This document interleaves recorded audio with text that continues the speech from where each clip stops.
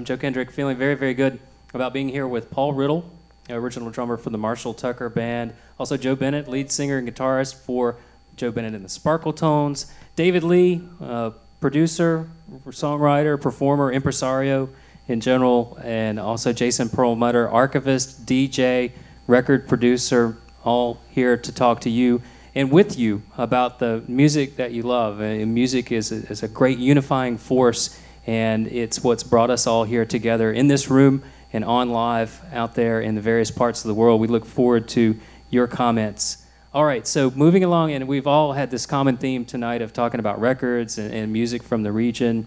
And another part of that is talking a little bit about analog recording. Now, some of the analog recording technology is he's not really making, I don't know if you would call it a resurgence, but a lot of people still like to record to tape instead of using Pro Tools and recording digitally nowadays.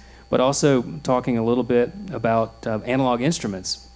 And lately, up in Asheville with Moog Fest making a big splash, and Robert Moog, who spent a good part of the latter part of his life in our own region, famous for making the Moog synthesizer, an analog instrument, even though you might not think of it like, you know, a wooden instrument. It's definitely very much, you know, futuristic, especially when it came out.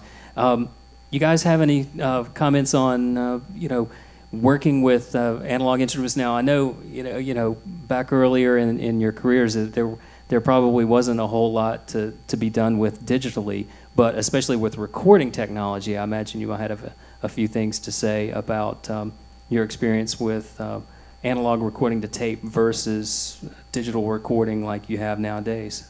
I'm glad I learned on analog as far as learning to listen and learning to hear. When we did all our records, of course, on analog, and for years, when I started producing, we were still using tape too, and I'm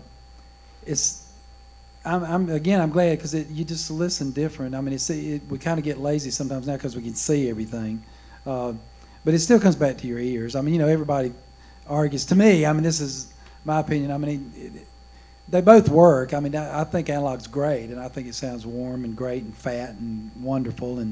But you know, digital's cool too. It just depends on. Analog's a little more forgiving sometimes, but you know, it just depends. It depends on what you're doing. But at the end of the day, it's the musician and the players, and you know, if you got the right players and the right atmosphere, you can set it up right here, and it's going to be magic. To me, that's what it's all about. I mean, sonically, you can talk all day long about this record sounds great and this record sounds great and all that, and it's true. I mean, I love records that sound great too, but at the end of the day, it's the performance is really what I'm after. And it's like the great Tom Dowd that even invented some of the analog equipment. I had humbly the pleasure of working with him twice. A record that we did, and then I got to see him up close work with Allman Brothers, which I wish I had on film.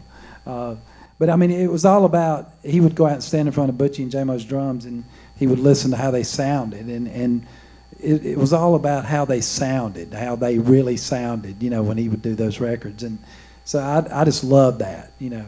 And I mean, I could go on and on about different producers that I learned from, and that's why I was so drawn to start producing, because I just loved them. Stuart Levine, Paul Hornsby, our old producer, and they all had different techniques, and they were totally different, but they were all incredibly gifted. And so, anyway, I just appreciate it all. And then you got these guys that work with Pro Tools. That's amazing.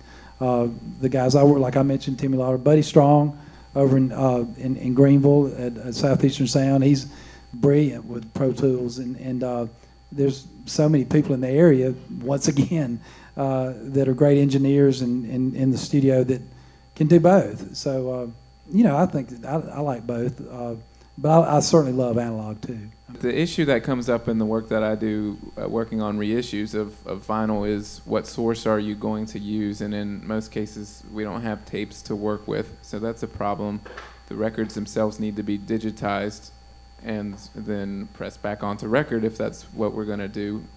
And I'm fine with that if that's the only way we have to do it. As long as the music is getting back out there, I think that's a good thing. Okay, we've got a comment coming in from our Twitter feed for Paul. Paul, this is actually going back to our conversation earlier.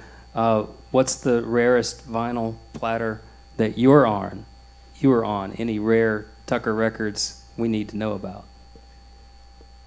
As far as I know, everything has been released. I mean, I'm sure there's probably some live things. I'm certain there's some live things floating around that I don't know about or haven't heard or whatever. But as far as I know, basically our whole catalog's been re-released.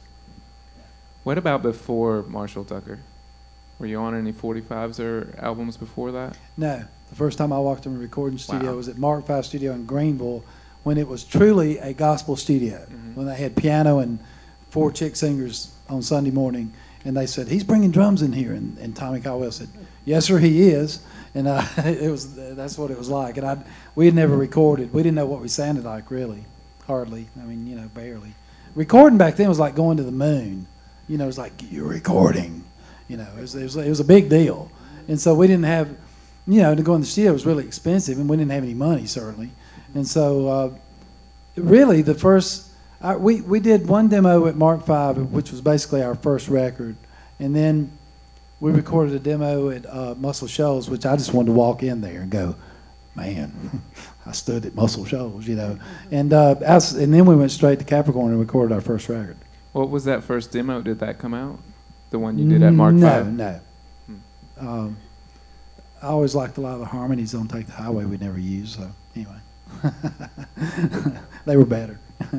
But anyway, so I didn't even know. We didn't know really. It was. I never will forget when the first record was finally done, hearing it in sequence. It was interesting to hear what we sounded like tune after tune, because it was so different just playing it all the time and rehearsing day in and day out for a year before we even started. So anyway. Well, in the category of analog instruments, obviously guitars, an easy one to pick out. What's your favorite guitar, Joe? There's only one guitar, as far as I'm concerned, the Magic guitar. And that's a Fender Stratocaster. Yeah. I mean, that's what I cut my teeth on. Cut my teeth on that, and I went in the Air Force. They sent me to Madrid, Spain. So I got in a little group over there with my Stratocaster. And the other guitar player had an ES-335, Gibson ES-335. And I liked the color red, he liked my Strats, so we traded. And so now I found out within the past few months that my guitar is worth around $21,000. Now I know that's hard to believe. But that guitar had all of the original electronics in it. Naturally, it was 56 Strat. And so all the electronics in it were the same old stuff. I can't believe it because now the electronics are so much better. They don't break down as often, but people go crazy over an old Strat. Yeah. How about you, David? Any favorite guitars in memory? I really don't. I don't know. We take, like on the LP where Bill played, I don't know the name of the guitar he played, but Bill Allen was really good on there, and the group that backed him. And that was Ann Sexton Band. I just like for people to get it and just try it out and hear that guitar, and the guitar that Bill Allen played. But he really can play, and the group band that backed him, they went in the studio. You mentioned Mark V, didn't you? They went in Mark V and had never seen Bill before, and they was out there with like an hour and a half. So didn't take long. They just played it, and it's on the LP, and I want you to hear it. It's good. It's very good. Now, Paul, obviously there's not a lot of digital drums, they're drum machines and stuff, but as far as live performance, I think that's been fairly constant over the years, is that drum kits remain drum kits. What's your favorite brand or rig?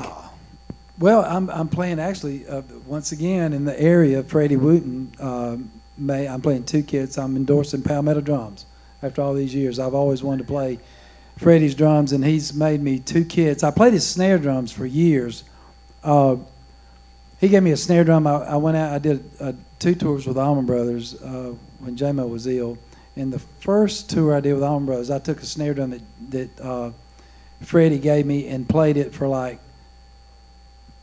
I don't know, 25 shows or something, and never tweaked it and the thing. And Butchie was going, "What is that snare drum?" And I said, "That's my buddy made it," you know. And so he's made. I'm playing 2 kits. I've got two kits that Freddie's made me that I just love. So I'm endorsing Palmetto drums. Beautiful drums. Very good, very good. Well, I think that's about a wrap for this edition of Lingua Musica. Hey, thank you, Paul, Joe, David, My pleasure. Thank Jason. you. Thank you to everybody here pleasure. at the showroom, and thank you for watching online. Enjoyed hearing from everybody tonight, and we're going to stay here and enjoy a little bit more of the Antibodies with the Pulse Dancers. Don't go anywhere. Please, a huge round of applause for our panelists.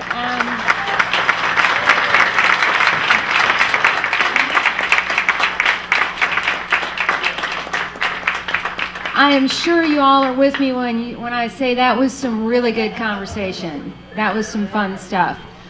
Please stick around and check out the Antibodies. They're going to be up here for a little while. We are going to continue to live stream them at www.linguamusicalive.com. There is a tip jar right back there by our sign-up sheet, email, info, and business cards. That tip jar money is going to the band. So thank you for your time, thank you for your support, and thank you for sticking around to listen to the Antibodies.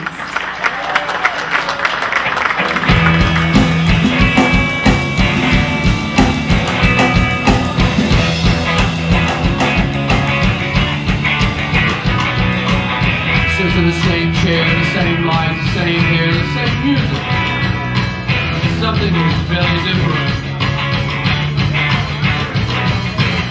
Can't be measured, can't be felt, can't be measured.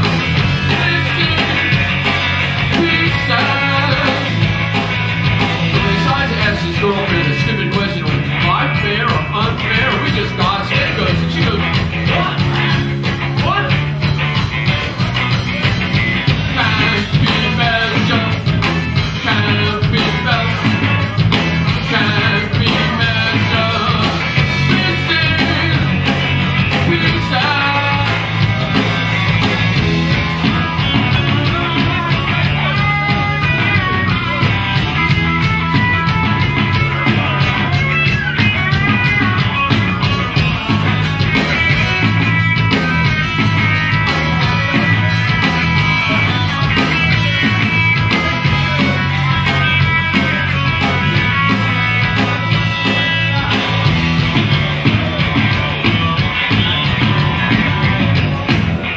She looks like something I can't resist. Her clothes are sharp senses like perfume to a breeze.